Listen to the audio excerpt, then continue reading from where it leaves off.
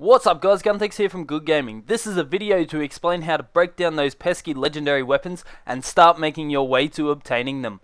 These are not the world's greatest tips, and if you have better ideas, we always love to hear about them. This video is simply in response to the question I often receive: how do you farm or stay focused on a legendary weapon? So a shout out to Jed for the idea, and roll the intro.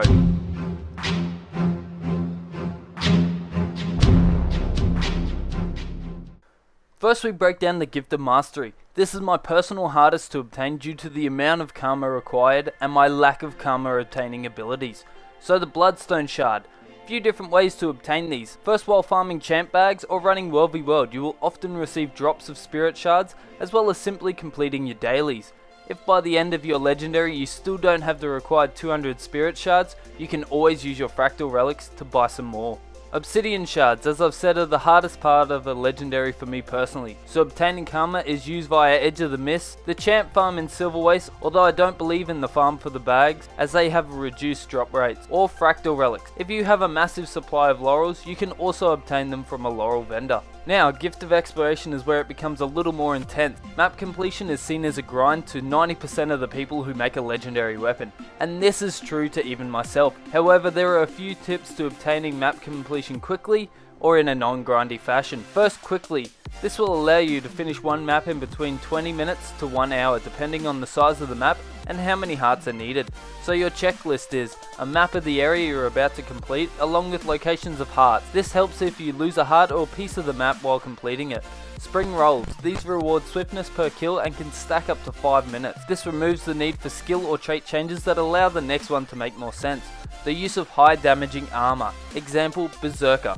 I'm not one to enforce the use of Zerker armor at all, nor do I feel the need for everyone to run it. But in terms of killing mobs to finish heart faster, you cannot go past the use of Zerker armors. Movement skills, if your class has them. Some classes allow movement skills such as an Ellie or a Thief. These allow you to not only move around the map a lot faster, but also travel up cliff edges to allow you to save some time. In terms of map completion, there are a few things you may think, these don't work, but here they are anyway. The first will be done while your character is still leveling. This is obtaining hero points. May sound silly, but if you set a certain skill to unlock and go grab those hero points for that skill, you will find you will need to explore at least 40% of a map in order to do so. Unlocking waypoints that allow you to move a lot faster when you make your map completion the number one. The second tip is unlocking all of a bounty's pathings and all guild challenge locations. This is a simple tip that can by itself unlock your map to around 60% completion, as it will force you to obtain waypoints as well as points of interest. While you're also obtaining these, chances are something will attack you, causing your heart to have some completion towards it. Final tip, not to be lazy about it. Map completion is a great source of karma, as well as some nodes that will make you a fair amount of gold. Gift of Battle is self-explanatory.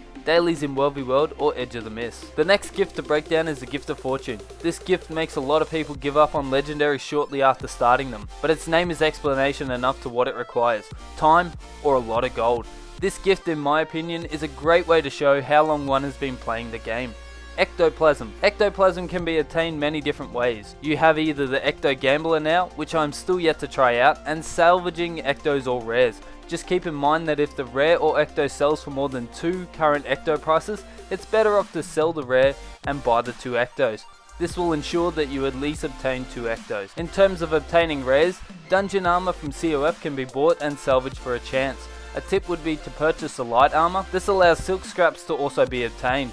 A high magic find will also allow rares to drop more frequently, and opening champ bags has a chance to obtain rares that can be salvaged. I personally use the Mystic Forge salvaging kits to salvage my rares. Mystic Clover chances. This simple item will have a lot of people bled dry of their golden items while having other people cheering for more.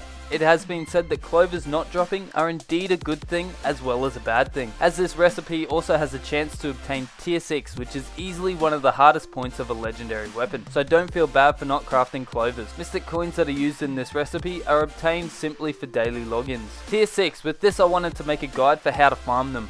You can also check out my tips that will help you make some gold to obtain tier 6, but the simplest trick is not to be lazy about these. Find something you love doing, be it dungeons, World v World or PvE content, and stick with it. The people who have a really hard time with tier 6 are those that sit in cities and whinge about how hard it is, rather than doing something about it. There is no easy fix to this, and simply setting a daily goal of obtaining them would be the easiest way to break them down. Your specific legendary gift. These are deal breakers for some legendaries, such as Bolt and Sunrise for all those charged lodestones required, but certain dungeons have lodestone specific drops, so it may be wise to run a path a day or even 2 paths per day, and placing aside the gold as well as any lodestones you obtain to help make this gift a lot easier. All gifts also require crafting discipline to level 400. This can easily be achieved by using one of the many websites that help speedcraft, and the precursor, which I've only ever had 3 drop, and 2 were Leaf of Kudzus. These are painful no matter what way you look at it. Before you start, decide on one way or another. Will you farm the gold for it, or will you Mystic Forge it, or if it changes with the expansion coming out? The gold is easy. You have a set goal that you can put a certain amount of gold away per day to help reach it. If you're going to Mystic Forge it, I would advise not changing your mind midway, as there is a lot of gold wasted in doing so. Just remember that crafting a legendary does take time. If you feel yourself being burnt because of it, take a step back. By the time you're ready to resume, you will have saved up some gold and materials that will help you out even more. I hope these tips and the breakdown have helped, and if you'd like to share pics of your legendary weapons, leave a comment with an Imgur link and I'll be sure to check it out. So as always guys, may your games be good.